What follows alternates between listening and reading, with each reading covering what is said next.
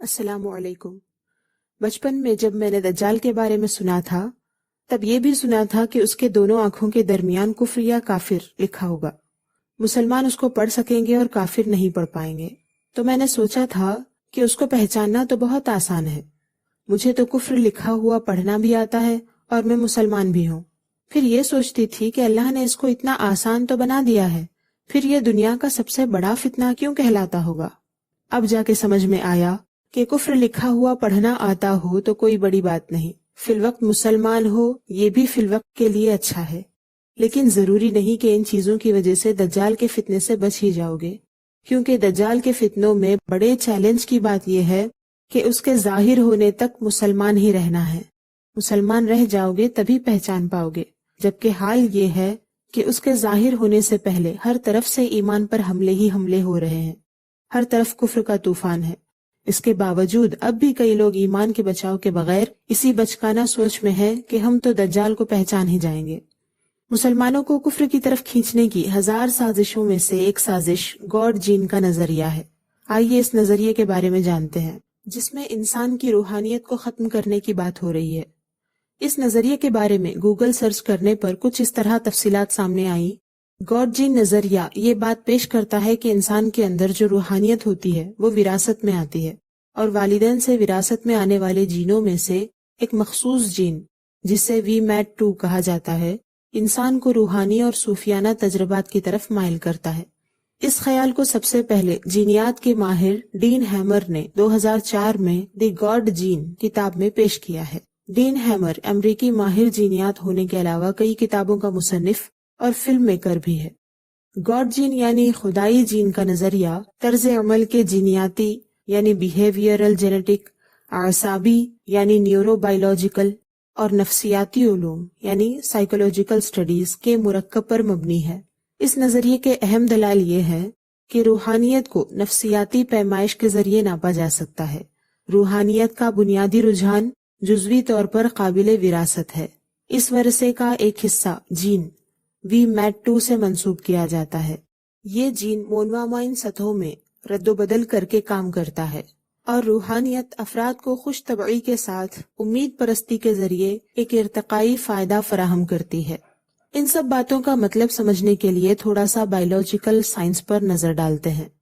جین، جس کو اردو میں وراثہ کہتے ہیں، یہ والدین کی جانب سے اولاد میں وراثت یعنی ہیریڈیٹی کو منتقل کرنے والی بنیادی اکائی ہے۔ یہ جینز والدین کی ایک یا کئی خاصیتوں کو اولاد میں منتقل کرتی ہیں۔ مونوامائن یہ خاص نیورو ٹرانسمیٹرز ہیں جو جذبات، جوش اور بعض قسم کی یادداشتیں وغیرہ کے ریگولر پروسیس کو عمل میں لاتے ہیں، اور یہ مونوامائن ٹرانسمیٹرز ایک ایسا کیمیکل تیار کرتے ہیں جو دماغی خلیوں یعنی نیورونز کو غذا فراہم کرتا اور سلامت رکھتا ہے۔ نیورونز یعنی دماغی خلیے ایسے خلیے ہوتے ہیں جو دماغ میں پیدا ہونے والے احکامات کو جسم کے ان تمام اعضاء تک پہنچاتے ہیں جن سے کام لینا ہوتا ہے۔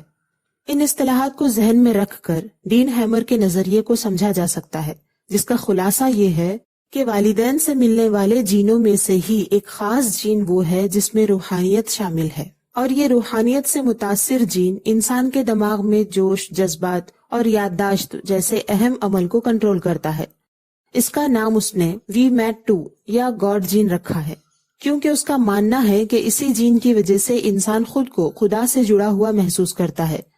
ڈین ہیمر کے اس نظریے کو پیش کرنے کے بعد بات آگے بڑھی، افواہیں پھیلی کہ اس جین کو ویکسینیشن کے ذریعے ختم کر کے لوگوں کو لامذہب بنانے کی کوشش کی جا رہی ہے۔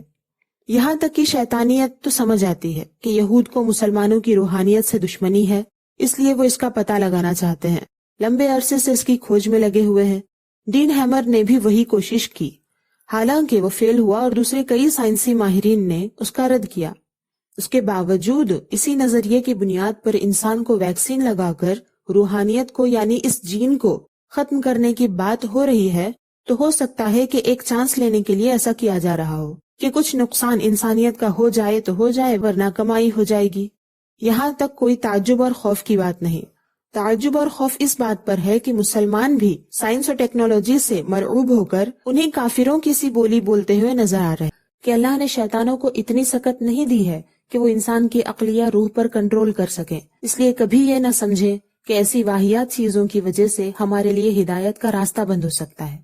تیسری گمراہی اس میں یہ ہے کہ روحانیت کے ختم ہونے کی جو اصل وجہ ہے وہاں سے ذہن کو ہٹانے کے لیے ایک الگ ایشو مشہور کیا جانے لگا ہے۔ یہ بھی بڑی اہم وجہ ہے۔ جب میں نے پہلی بار سنا تھا کہ 2005 سے ہی پولیو ڈراپ میں اس جین کو ختم کرنے کی دوا شامل کی جا رہی ہے تو مجھے تھوڑی دیر کے لیے یہ خیال آیا کہ شاید اسی لیے بچے نافرمان ہو رہے ہیں۔ اس کے بعد جب گہری نظر سے معاشرے کو دیکھا تو بس اس دن سے بچوں پر زیادہ رحم آنے لگا۔ وہ ویکسین نہیں تھی جو بچوں کو نافرمان بنا رہی تھی، وہ تو بڑا زہریلا تیر نکلا جس سے دن میں بے شمار مرتبہ بچوں کو زخمی کیا جا رہا تھا۔ پھر دیکھا تو بڑے بھی اسی سے زخمی ہو رہے تھے، آج بھی ہو رہے ہیں۔ یہ زہریلے تیر برسانے والے بھی وہی ہیں جو ویکسین کی بات کر رہے ہیں۔ ویکسین کی خبر لوگوں کے درمیان پھیلا کر اس طرف متوجہ کیا جا رہا ہے، جبکہ اصلی ہتھیار تحفوں کی شکل میں گھر پہنچائے جا رہے ہیں۔ وہ ہتھیار جس کے خطرناک ہونے کی گواہی رسول پاک صلی اللہ علیہ وسلم نے دی ہے اور اس ہتھیار سے بچنے کا طریقہ بھی بتایا ہے، لیکن اس بات پر جتنا افسوس کیا جائے کم ہے کہ اپنے اوپر ظلم کرنے سے ہماری قوم باز نہیں آتی۔ اللہ کے رسول صلی اللہ علیہ وسلم نے فرمایا، نظر شیطان کی تیروں میں سے ایک زہریلا تیر ہے، جو شخص اللہ کے خوف سے اسے چھوڑ دے تو اللہ اس کے بدلے ایسا ایمان عطا فرمائے گا جس کی مٹھاس وہ اپنے دل میں محسوس کرے گا۔ حوالہ مستدرک للحاکم۔ نظر تیر بھی ہے، زہریلا بھی ہے، شیطان کا ہتھیار بھی ہے۔ نظر کو آوارہ کر کے مومنوں کے ایمان و کردار پر ڈائریکٹ حملے ہو رہے ہیں۔ ایک تو اس طریقے سے کہ بے حساب کفریات، بے حساب فحش منظر، بے حساب مار دھاڑ، بے حساب فضولیات، گندگیاں ایک چیز میں بھر دی گئیں اور وہ ایک چیز انسان کی نظر کے سامنے رکھ دی گئی، موبائل۔ اب اپنی نظروں کو گھما گھما کر بندہ اس قدر آوارگی کے نشے میں دھت ہے کہ قطعی طور پر اسے سمجھ نہیں آ رہا ہے کہ کس طرح وہ خود اپنا ایمان اور اپنا کردار برباد کر رہا ہے۔ دوسرے اس طریقے سے کہ اطراف کے ماحول میں جہاں تک نظر پڑ رہی ہے وہاں تک آج کل آخرت کو بھول جانے والوں، دنیا کی دوڑ دھوپ میں مصروف فیشن پرستوں اور کافرانہ چال چلن والا ماحول ہی نظر آ رہا ہے۔ ایسا سامان نظر آ رہا ہے جو ایمانی مزاج سے بالکل الگ ہے۔ ماحول پر پڑنے والی اس نظر سے بھی دل تک ایمان کو کمزور کرنے والے ہی پیغامات پہنچ رہے ہیں۔ اور زہریلی نظر کا تیسرا طریقہ یہ ہے کہ اسکول کالج کا تعلیمی نصاب کافرانہ مواد سے بھرا پڑا ہے۔ وہاں تو بندہ اسی سوچ کے ساتھ نظر ڈالتا ہے کہ وہ اچھا کام کر رہا ہے، پڑھائی کر رہا ہے، جبکہ اس ذریعے سے بھی کفر و بے دینی دل تک پہنچ رہی ہے۔ اب کون سی جگہ بچی جہاں نظر پڑے اور وہ نظر شیطان کے زہر سے خالی ہو؟ ان سب طریقوں سے جتنی تیزی سے ایمان اور کردار کی خرابی ہو رہی ہے شاید کسی اور طریقے سے ہو پائے۔ اسی لیے میں نے ابتدا میں کہا تھا کہ مسلمان رہ جانا یہ بڑا چیلنج ہے، ہمیں اس پر بہت زیادہ توجہ دینے کی ضرورت ہے۔ یہ وہ زہر ہے جس کے بارے میں اللہ کے رسول صلی اللہ علیہ وسلم نے ہمیں آگاہ کیا۔ آپ نے علاج بھی بتایا کہ نظر کو روک لو، ایمان مضبوط رہے گا۔ اور کیا چاہیے؟ اب کس بات کا انتظار ہے؟ اپنی حفاظت کا طریقہ جو ہمارے اختیار میں رکھا گیا، اس میں اگر انتہائی لاپرواہی کر کے نقصان پہ نقصان اٹھائیں اور دوسروں کے ناکام سازشوں پر بے مطلب کا خوف کھائیں تو اپنی اس بربادی کی کہانی دنیا کی سب سے بھدی کہانی ہوگی۔ اللہ ہم سب پر رحم فرمائے اور ہمیں خود پر رحم کرنے کی توفیق عطا فرمائے۔ امید کرتی ہوں کہ روحانیت کے حوالے سے یہ غلط فہمی دور ہو چکی ہوگی کہ وہ کوئی جین ہے جو انسان کو والدین کی وراثت میں ملتی ہے، اور یہ سمجھنے میں بھی مدد ملی ہوگی کہ رب سے اپنا تعلق بنائے رکھنے کے لیے روحانی صحت مندی بہت ضروری ہے، جس کی حفاظت کا طریقہ ہمارے اختیار میں رکھا گیا ہے۔ اپنا اور اپنے پیاروں کا خیال رکھیے، اللہ کے ہو کر رہیے۔ اللہ حافظ۔ کہ انسان کو جاہل پیدا کر کے اسے آزمایا گیا کہ علم حاصل کر کے وہ اپنے ایمان کو مضبوط کرتا اور اپنے وعدے پر قائم رہتا ہے یا نہیں۔ جو شخص علم کے راستے پر چلنے کے بجائے شیطان کے راستے پر چلتا ہے وہ اپنی روحانیت کو ختم کرتا ہے اور دین سے دور ہو جاتا ہے۔ ایک حدیث قدسی میں ہے، اللہ تعالیٰ فرماتا ہے، میں نے اپنے تمام بندوں کو اس حال میں پیدا کیا ہے کہ وہ باطل سے دور رہنے والے تھے، بے شک ان کے پاس شیاطین آئے اور ان کو دین سے پھیر دیا، اور جو چیزیں میں نے ان پر حلال کی تھی وہ انہوں نے ان پر حرام کر دی، اور ان کو میرے ساتھ شرک کرنے کا حکم دیا، حالانکہ میں نے اس شرک پر کوئی دلیل نازل نہیں کی۔ حوالہ مسلم شریف کتاب الجنت۔ شیطان کے علاوہ روح کا اپنے رب سے لگاؤ ختم کرنے میں والدین کا خاص ذکر ہوا ہے، کیونکہ والدین ہی بچے کی ذہن سازی اور کردار سازی میں اہم رول ادا کرتے ہیں۔ سب سے پہلے بچے کے لیے علم حاصل کرنے کا ذریعہ بھی والدین ہی ہوتے ہیں۔ والدین اگر خدا کو بھولے بیٹھے ہوں تو وہ اپنے بچے کو بھی اسی راستے کی تعلیم دیتے ہیں۔ گاڈ جین کو ختم کرنے کے حوالے سے جو دوائیوں کی بات کی گئی ہے کہ کسی ویکسین کے ذریعے روحانیت کو ختم کیا جا سکتا ہے، جس کے بعد انسان کے اخلاق، کردار، سوچ سمجھ، تمیز سب ختم ہو جائے گی، پھر وہ انسان کی شکل میں جانور جیسا ہو جائے گا، تو یہاں سمجھنے والی بات یہ ہے کہ اس طرح انسان کے اخلاق، کردار اور تمیز بگاڑنے میں ویکسین کا اثر تو ابھی مشکوک ہے، ابھی پتہ نہیں کہ اثر ہوگا بھی یا نہیں، جبکہ والدین کی بے ڈھنگی تربیت کی وجہ سے انسان کا جانور بننا یہ تو سب کی نظروں کے سامنے ہے اور حدیث سے بھی ثابت ہے۔ پھر آپ ہی سوچئے کہ بچوں کے لیے ویکسین زیادہ خطرناک ہے یا بے ڈھنگی تربیت؟ ویکسین بن بھی جائے گی تو عمر میں ایک بار یا سال میں ایک بار لگ سکتی ہے، جبکہ والدین کی طرف سے بچوں کو روز ویکسین سے زیادہ گہری اثردار چیزیں ملتی ہیں۔ بچپن گویا کہ اندھا ہوتا ہے، بچے دنیا کو ماں باپ کے نظریے سے ہی دیکھتے ہیں۔ مسلمان اگر اپنے گھر میں غیر اسلامی بات چیت، بد کردار رویے، حرام کھانے، حرام لباس، حرام لٹریچر کو داخل کر کے بھی خود کو اللہ سے لگاؤ رکھنے والا، ایمان والا سمجھ رہا ہے، تو میں سمجھتی ہوں کہ ایک یا چند بار ویکسین لگنے کے بعد بھی اس کی زندگی میں کچھ خاص فرق نہیں آئے گا۔ اللہ سے اس کے لگاؤ کے معاملے میں اس کو اتنا ہی فرق پڑے گا جتنا توے کی پیٹھ پر کاجل لگانے سے توے کو فرق پڑ سکتا ہے۔ کہنے کا مطلب یہ ہے کہ خود ہی اپنے اور اپنے بچوں کے ایمان اور اخلاق کو گرانا یہ کئی گنا زیادہ خطرناک ہے۔ رہی ان نیکوکار، بااخلاق، ایماندار، سمجھدار لوگوں کی بات جو واقعی مسلمان ہیں، اللہ کی نافرمانی اور اس سے دوری کو برداشت نہیں کرتے، تو ان کی روحانیت اتنی ہلکی نہیں ہوتی کہ کسی کیمیکل سے اسے ختم کیا جائے۔ بڑے بڑے شیطان جس مخلص بندے کو رب سے دور نہیں کر سکے، ایک ویکسین اس کا کیا بگاڑ سکتی ہے؟ اور ایسے خدا ترس مومنین کی پرورش میں رہنے والے بچوں کی روحانیت جہاں نکھر رہی ہوگی، وہاں یہ کیمیکل اثر کہاں تک ٹک پائے گا؟ اب ہو سکتا ہے کہ آپ کے ذہن میں یہ سوال آئے کہ اگر یہ گاڈ جین کو ختم کرنے والی بات اتنی ہی بیکار ہے تو کیوں اس کا چرچا ہو رہا ہے؟ تو اس کے بارے میں یہی کہنا چاہوں گی کہ سیدھی بات سے گمراہ کرنے کی شیطان کی گھٹیا عادت ہمیں بھولنی نہیں چاہیے۔ یہاں بھی چند طریقوں سے مسلمانوں کو گمراہ کیا جا رہا ہے۔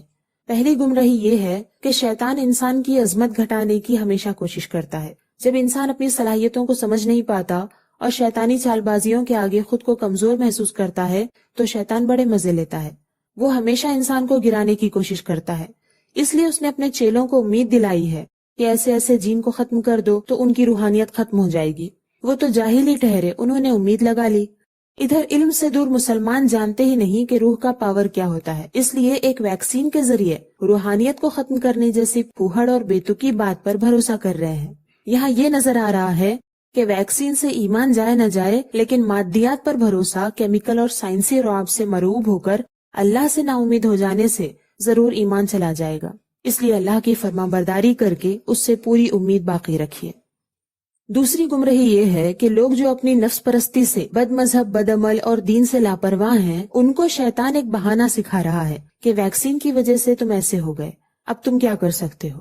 پھر تو وہ اصلاح کی خود بھی نہیں سوچیں گے اور نہ کسی کو سوچنے دیں گے۔ تو دنیا میں جو بھی بچہ پیدا ہوتا ہے وہ اسی اقرار پر پیدا ہوتا ہے، اگرچہ بعد میں وہ اللہ تعالیٰ کے علاوہ کسی اور کی عبادت کرنے لگ جائے۔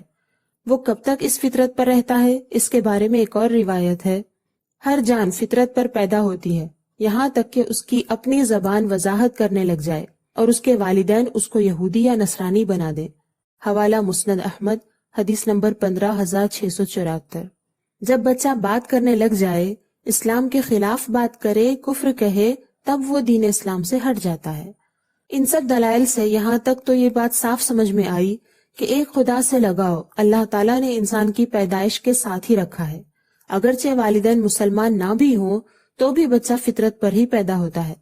معلوم ہوا کہ ایک خدا سے لگاؤ کا جذبہ والدین سے وراثت میں ملنے والی جین پر منحصر نہیں ہے، وہ تو کسی جین کے بغیر بھی اللہ سے لگاؤ رکھنے والا ہی ہوتا ہے۔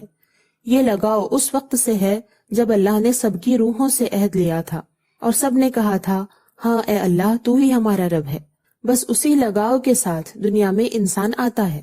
اب یہ سوال کہ کیا اس روحانیت کو ختم کیا جا سکتا ہے، تو اس کا جواب بھی قرآن و حدیث سے معلوم ہوتا ہے کہ اللہ تعالیٰ نے تو حکم یہ دیا کہ اس کو نہ بدلو، اس لیے کہ یہی دین سیدھا دین ہے جس میں کوئی ٹیڑھا پن نہیں، مگر بہت سے لوگ اس کی حقیقت کو نہیں جانتے۔